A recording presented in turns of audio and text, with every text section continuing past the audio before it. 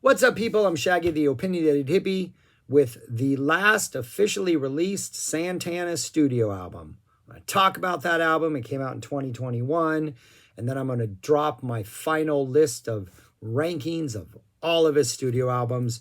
This is the first one you've seen. I have videos for all the decades prior to this.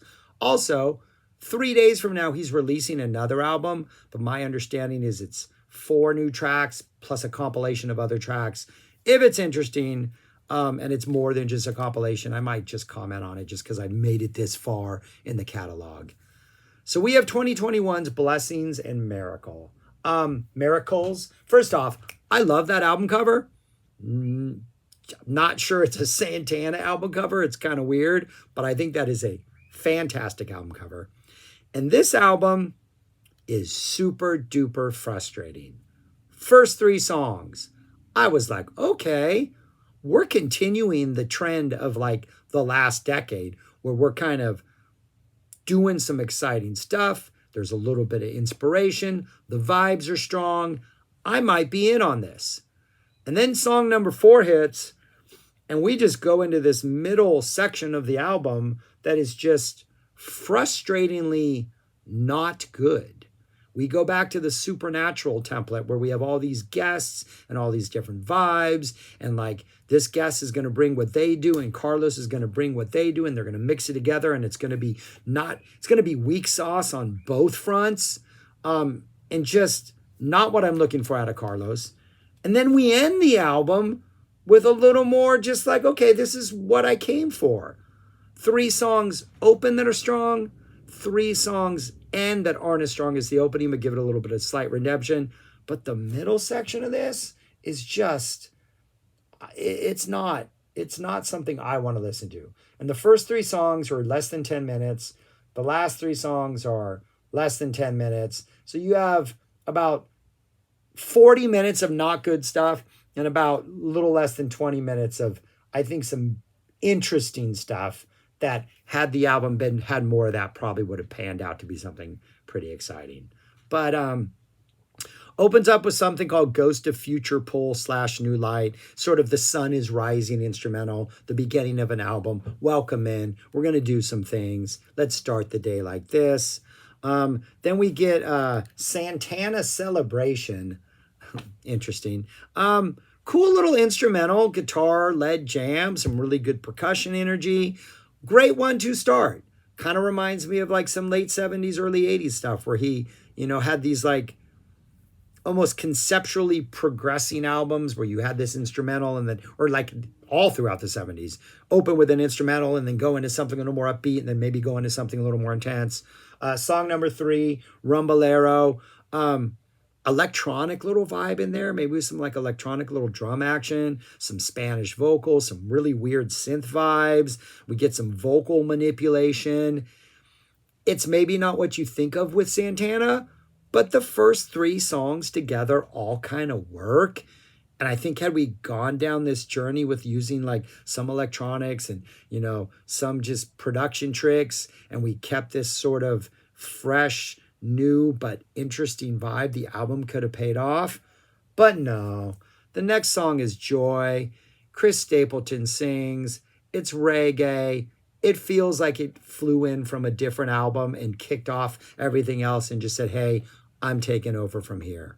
It's like Bewitched, in which you have one actor in the first season or the first number of episodes, and then you turn on the TV and you're like, wait a minute, that's a different actor. What happened here? That's kind of what happens with this album. All of a sudden, we're in a completely different album. The song Move features Rob Thomas. Rob Thomas is back. Just kind of generic 2000s rock, not even 2021 rock, just like generic 2000 rock. And a group called American Authors, which I don't know anything about. Then we get a cover of Wider Shade of Pale. And I will give props because Steve Winwood does the vocals.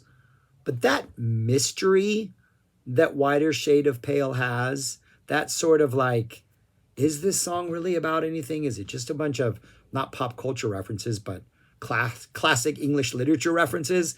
Is there meaning to this? I don't care, because it sounds spooky. It sounds weird. It sounds almost otherworldly. It's a classic song. None of that is here. It's lost.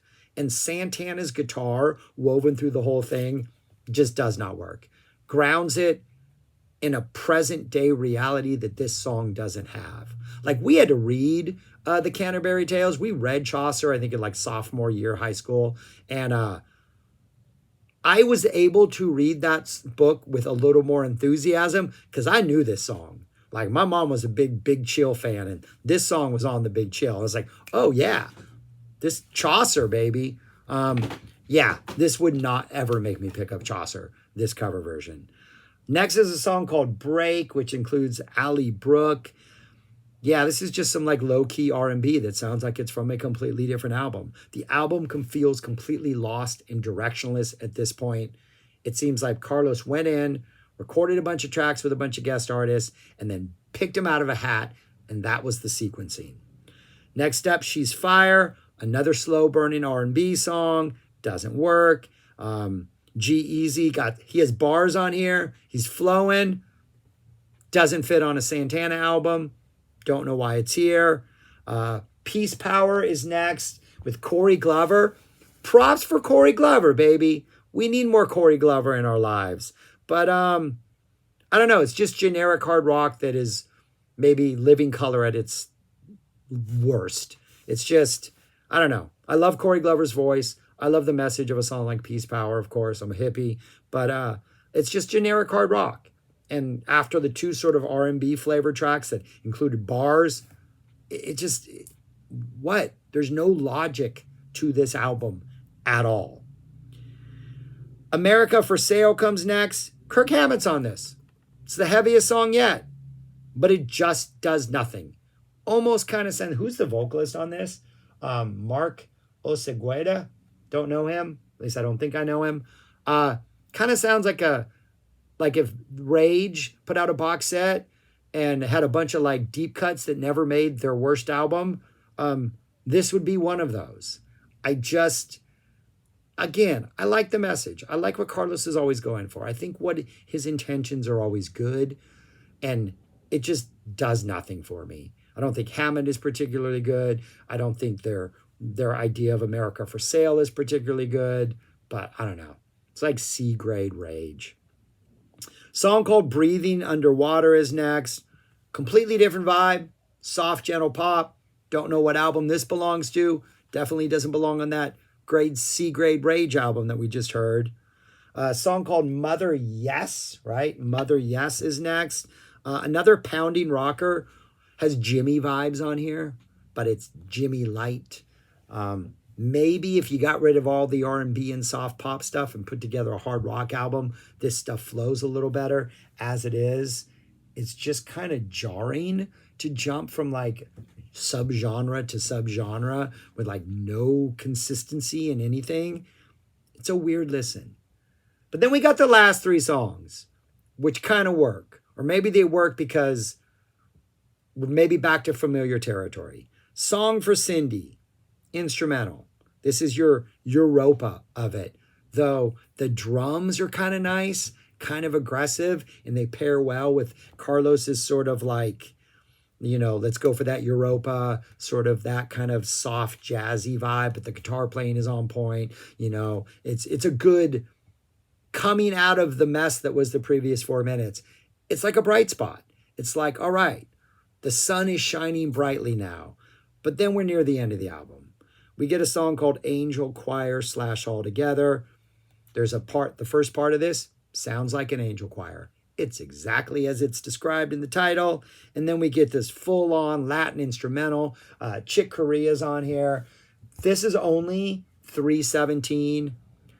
I'm all for dropping a couple of those songs early on and tripling the length of this to like 10 minutes. And let's explore this energy. Let's push this instrumental. Let's explore this Latin rock. Corea's on here. He needs to do way more than he does on this. It's only like just over 3 minutes. And then we end with something called Ghost of Future Pole 2. The sun is setting. Though the bass is really stepping up the game. So even though the sun is going down, the city lights are coming on. There's going to be some action later tonight. We just don't get to know what it is because the album is over. It is a frustrating album. 3 really good songs to start. 3 kind of good songs to end a really, really frustrating middle. Yeah, that is, at this point in time, Santana's last album. Where would I rank this among all the others that he did? Well, first off, this is what the top 10 looks like so far. And if you will notice, this album is not in the top 10. I do think there are 2 came out in the last decade, the 2010 through 2020, that are on here. Africa Speaks at 8, Corazon at 10. If you have not heard those albums, Corazon is a mostly Spanish, a lot more of a Spanish influence, Latin influence, like a traditional sound. It works. And then Africa Speaks is just, he found inspiration late, and that is a really strong album. But Blessings and Miracles is not in there. This is what the rest of the list looks like. I have Blessings and Miracles way down there at 18. That may be high, but I don't think it sounds bad. Like, we don't have any of the problems of like the 80s sound or the 90s sound. We do have things that are redeemable.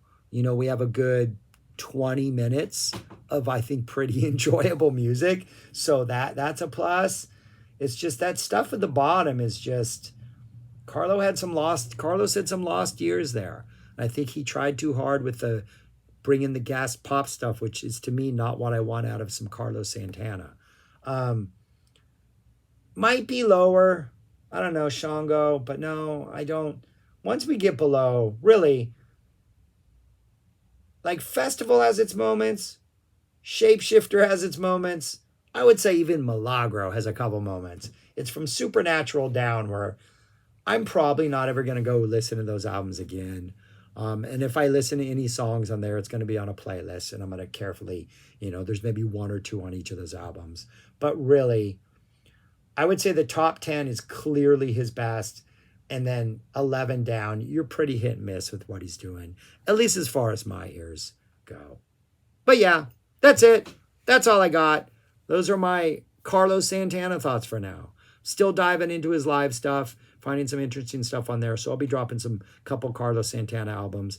I will be doing his solo albums at some point, probably within a month or 2, but I'm going to take a break for a while just because I want to approach those with a little more fresh ears than I have now, just because I've just gone through his whole catalog, and it's been interesting.